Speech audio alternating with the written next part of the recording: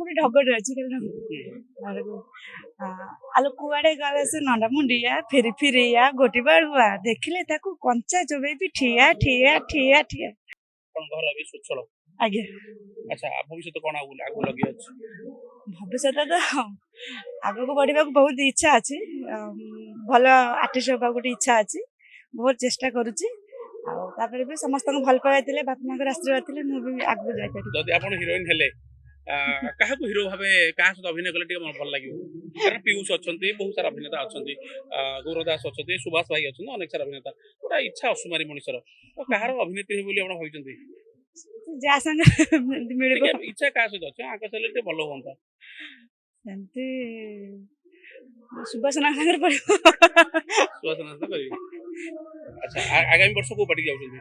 ନାଇଁ ଏଇଠି ଅଛି। ହଁ ଏଇଠି ଅଛି। ବଡ ବାବୁ ଛାଡୁନାହାନ୍ତି।